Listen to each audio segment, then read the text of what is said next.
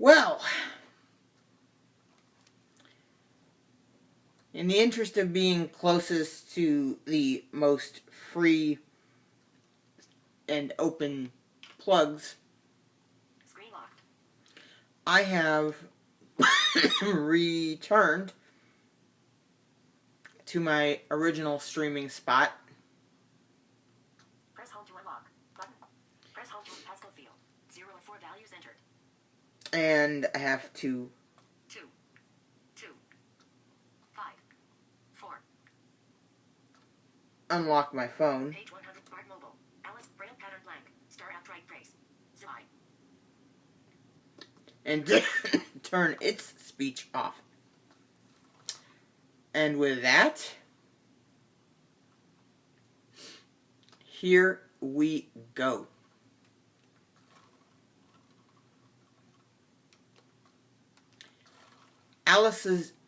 Chapter 12, Alice's Evidence. "Here," cried Alice, quite forgetting in the flurry of the moment how large she had grown in the last few minutes. And she jumped up in such a hurry that she tipped over the jury box with the edge of her skirt, upsetting all the jurymen onto the heads of the crowd below. And there they lay, sprawling about, reminding her very much of a globe of goldfish she had accidentally upset the week before.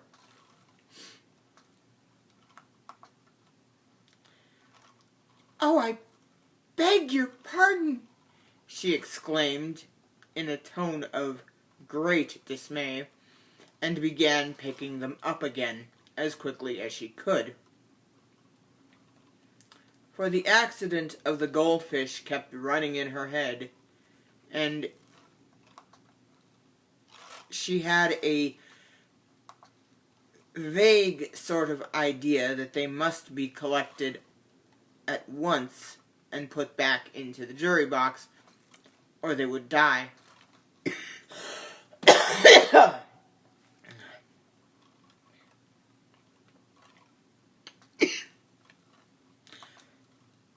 "The trial cannot proceed, said the king in a very grave voice, "until all the jurymen are back in their proper places." "All," he repeated, with great emphasis, looking round at Alice as he said so. Alice looked at the jury box and saw that in her haste she had put the lizard in, head downward, and the poor little thing was waving its tail about in a melancholy way, being quite unable to move. She soon got it out again and put it right. "Not that it signifies much," she said to herself. "I should think it would be rather as much use in the trial one way up as the other."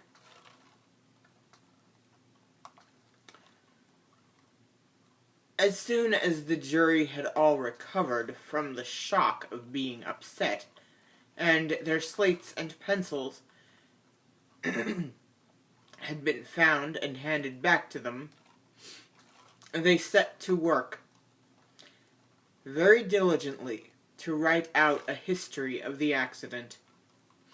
All except the lizard, who seemed too much overcome to do anything but sit with its mouth open, gazing up into the roof of the court. "What do you know about this business?" the king said to Alice. "Nothing," said Alice. "Nothing whatever?"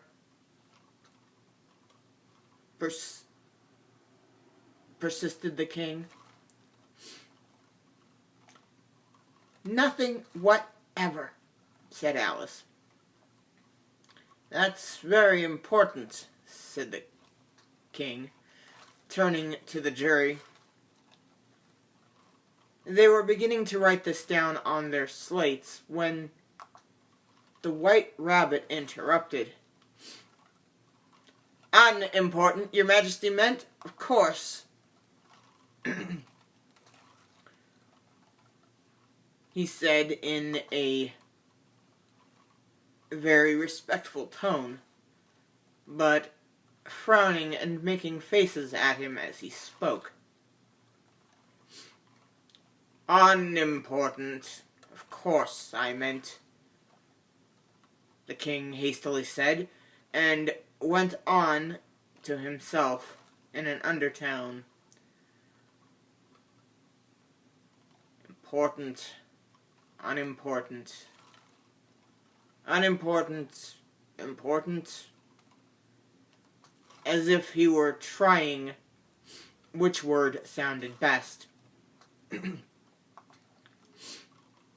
Some of the jury wrote it down important, and some unimportant. Alice could see this as she was near enough to look over their slates. But it doesn't matter a bit, she thought to herself. At this moment, the king, who had been for some time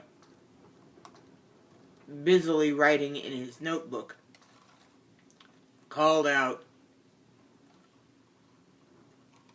"Silence!" and read out from the book,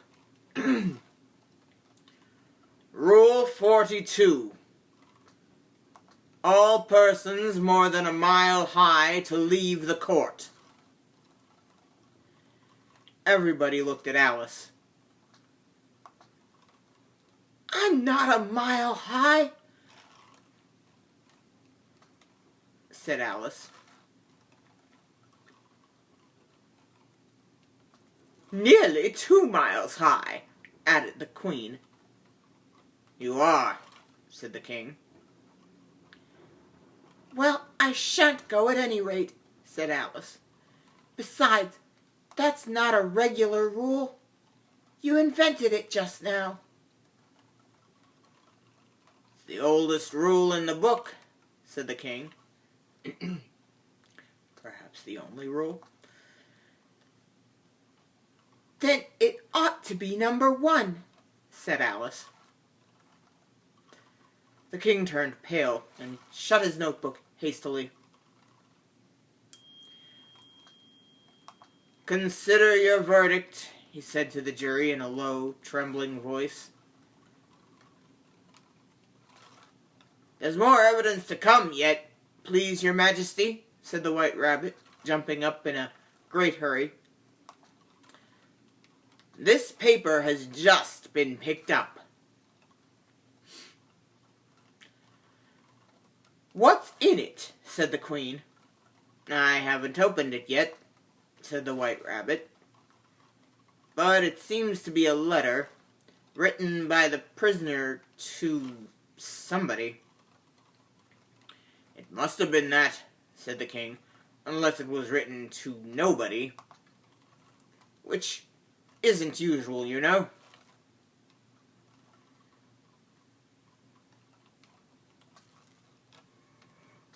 Whom is it directed to? Asked one of the jurymen.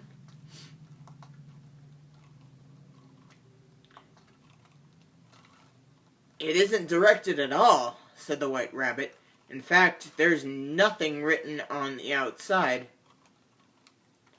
He unfolded the paper as he spoke and added, It isn't a letter after all. It's a set of verses. Are they in the prisoner's handwriting? Asked another of the jurymen. No, they're not, said the White Rabbit. And that's the queerest thing about it. The jury all looked puzzled. He must have imitated somebody else's hand, said the king. The jury all brightened up again. Please, your majesty, said the knave. I didn't write it, and they can't prove I did. There's no name signed at the end.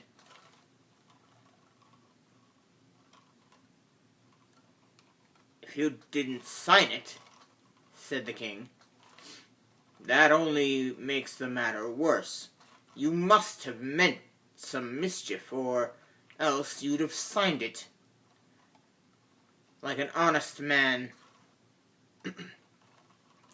There was a general clapping of hands at this. It was the first really clever thing the king had said that day.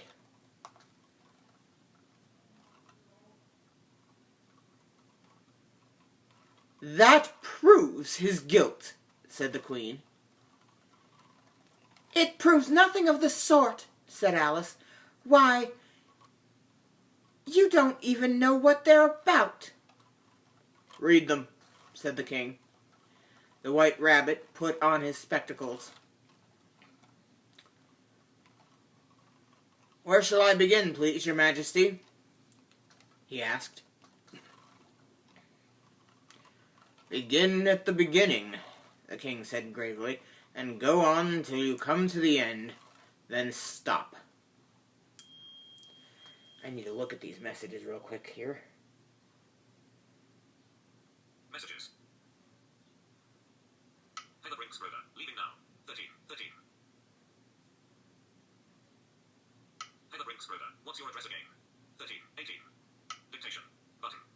Heather Brinks Broder, what's your address again? Heather Brinks Broder, what's your address again? Heather Brinks Broder, what's your address again? 13. Dictation. Button. 1518 West.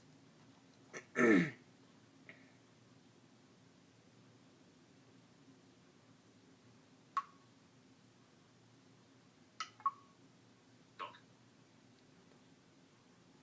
Message Heather Brinkschroeder. 1518.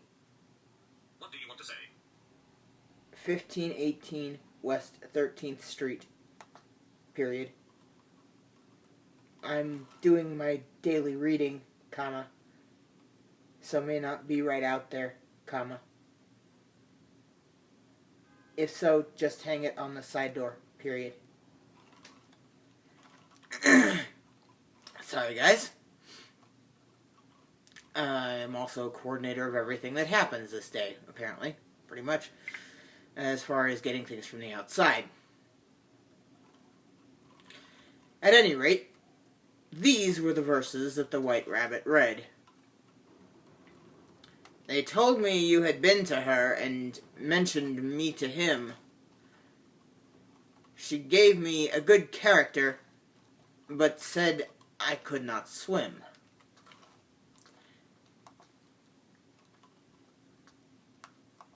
He sent them word I had not gone. We know it to be true. If she should push the matter on, what would become of you? I gave her one. They gave him two. You gave us 3 or more. They all returned from him to you, though they were mine before. If I or she should chance to be involved in this affair, he trusts to you to set them free, exactly as they were. My notion was that you had been, before she had this fit, an obstacle that came between her and ourselves and it.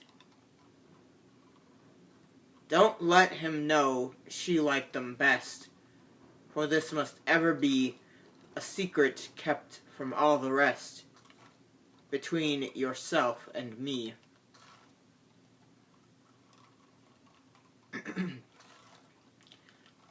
That's the most important piece of evidence we've heard yet, said the king, rubbing his hands. And now, let the jury... If any one of them can explain it, said Alice. She had grown so large in the last few minutes that she wasn't a bit afraid of interrupting him. I'll give them 6pence. I don't believe there's an atom of meaning in it. The jury all wrote down on their slates, she doesn't believe there's an atom of meaning in it. But none of them attempted to explain the paper.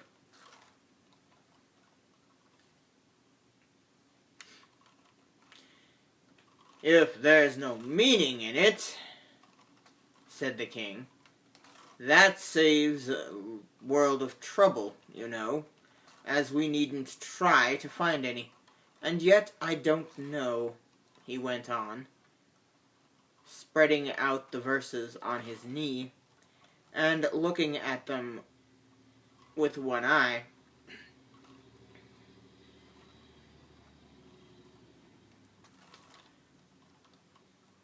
I seem to see some meaning in them after all.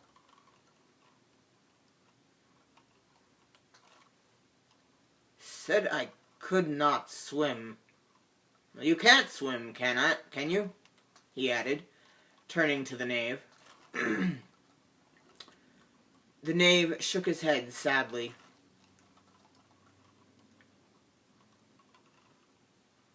Do I look like it? He said, which he certainly did not, being made entirely of cardboard. All right so far, said the king, and he went on, muttering over the verses to himself. We know it to be true. That's a jury, of course. I gave her 1. They gave him 2. Why, that must be what he did with the tarts, you know.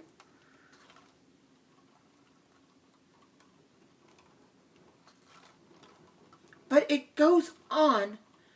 They all returned from him to you, said Alice. Why, there they are, said the king triumphantly, pointing to the tarts on the table. Nothing can be clearer than that. Then again, before she had this fit... You never had fits, my dear, I think, he said to the queen. Never, said the queen, furiously, throwing an inkstand at the lizard as she spoke. The unfortunate little Bill had left off writing on his slate with one finger, as he found it made no mark, but he now hastily began again, using the ink that was trickling down his face, as long as it lasted.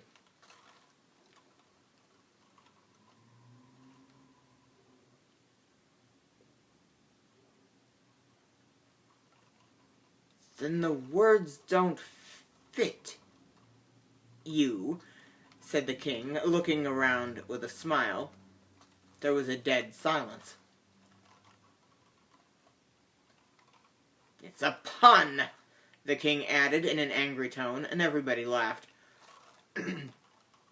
Let the jury consider their verdict, the king said, for about the 20th time that day. No, no, said the Queen. Sentence first, verdict afterwards. Stuff and nonsense, said Alice loudly. The idea of having the sentence first. Hold your tongue, said the Queen, turning purple. I won't, said Alice. Off with her head, the Queen shouted at the top of her voice.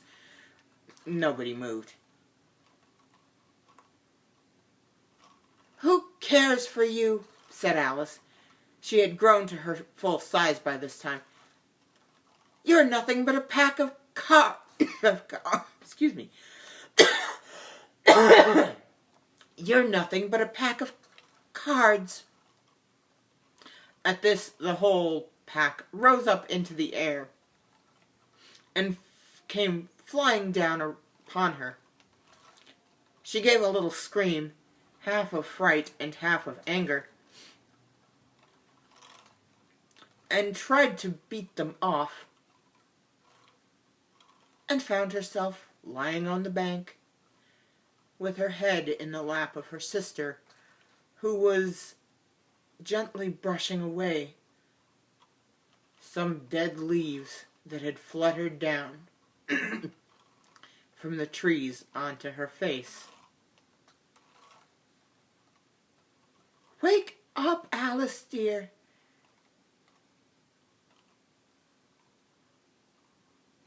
said her sister.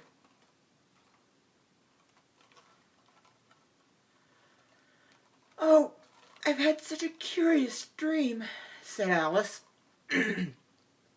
And she told her sister, as well as she could remember them, all these strange adventures of hers that you have just been reading about. And when she finished, her sister kissed her and said, It was a curious dream, dear. Certainly. But now, run in to your tea. It's getting late. So Alice got up and ran off, thinking while she ran, as well she might, what a wonderful dream it had been. But her sister sat still, just as she left her, leaning her head on her hand, watching the setting sun, and thinking of all Alice, of little Alice and all her wonderful adventures, till she too began dreaming after a fashion. And this was her dream. First, she dreamed of little Alice herself. Once again, the tiny hands were clasped upon her knee, and the bright, eager eyes were looking up into hers.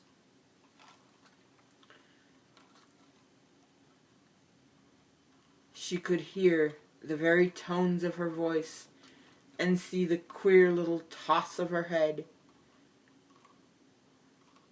to keep back the wandering hair that would always get into her eyes. And still as she listened, or seemed to listen, the whole place around became alive with the strange creatures of her little sister's dream. The long grass rustled at her feet as the white rabbit hurried by. The frightened mouse splashed his way through the neighboring pool. She could hear the rattle of the teacups as the March Hare and his friends shared their never-ending meal. And the shrill voice of the Queen ordering off her unfortunate guests to execution Once more the pig baby was sneezing on the Duchess's knee, while plates and dishes crashed around it. Once more the shriek of the griffin, the squeaking of the lizard's slate pencil, and the choking of the suppressed guinea pigs filled the air, mixed with a distant sob of the miserable mock turtle. So she sat on, with closed eyes, and half believed herself in Wonderland, though she knew she had but to open them again, and all would change to dull reality. The grass would be only rustling in the wind, and the pool rippling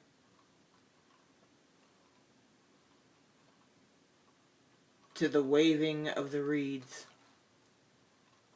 The rattling teacups would change to tinkling sheep bells, and the queen's shrill cries to the voice of the shepherd boy, and the sneeze of the baby, the shriek of the griffin, and all the other queer noises would change, she knew, to the confused clamor of the busy farmyard, while the lowing of the cattle in the distance would take the place of the mock turtle's heavy sob. Lastly, she pictured to herself how this same little sister of hers would, in the aftertime, be herself a grown woman, and how she would keep through all her riper years the simple and loving heart of her childhood, and how she would gather about her other little children and make their eyes bright and eager with many a strange tale. Perhaps even with the dream of Wonderland of long ago, and how she would feel with all their simple sorrows, and find a pleasure in all of their simple joys, remembering her own child life and the happy summer days. That is the end of chapter 12 and the end of this particular part of Alice's story.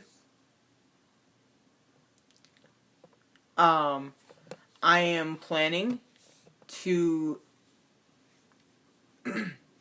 start with Through the Looking Glass after this.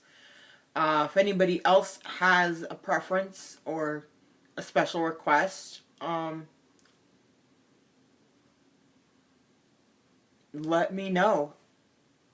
I have some ideas for future books because I think I'm going to try to maintain this after even after people are going out again.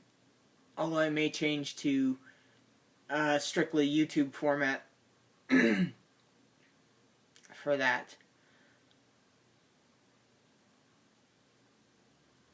And so, there we are. And I will see you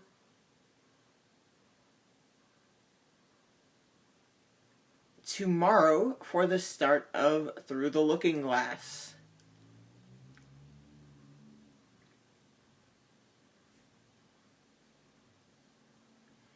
But there's one special treat I'm going to share with you all beforehand.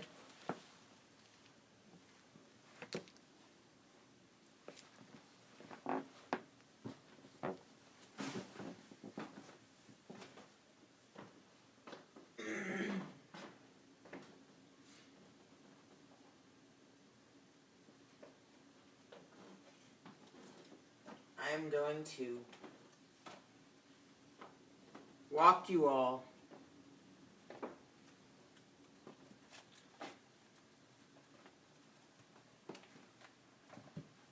in pictures through the story. Hopefully I get it right from front to back.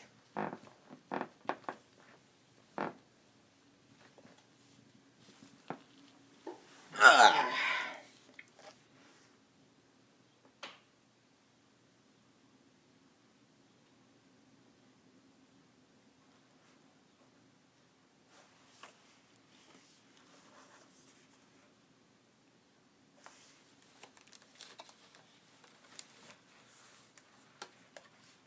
Although it is entirely possible that it might be back to front.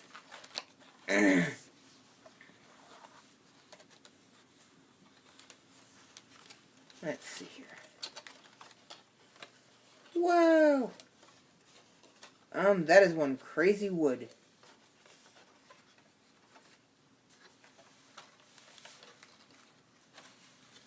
Trying to point this so that y'all can see it well.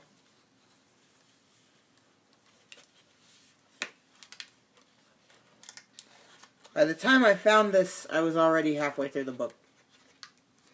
But then we happened to run into this, so.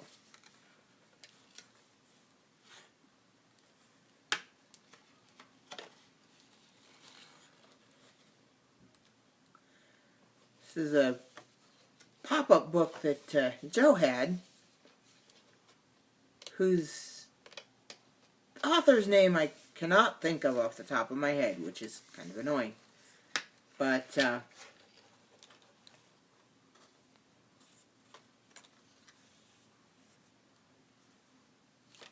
hopefully my hands aren't blocking too much of it.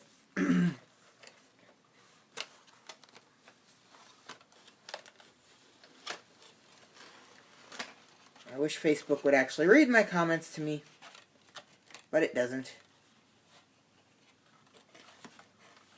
It's stuck now. Thought I'd try it as an experiment. Putting a little bit of picture into the setting. But it is not proving to be as easy as I would have hoped. Oh, hey, let's actually close the mini book before we go to the next page, shall we? That would be probably a good idea. It's going to make things secure a little bit better.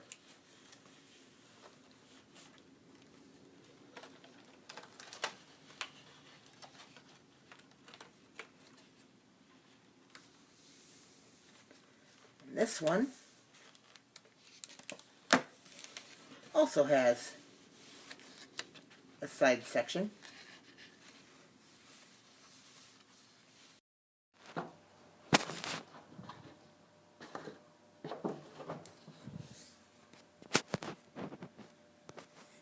Oh, hey, speech on. Speech on. Lori Dixon is watching. Whoa, sorry guys. That ended a little funkily. I'm going to intentionally end it this time. Finish. Button. Finish. Button.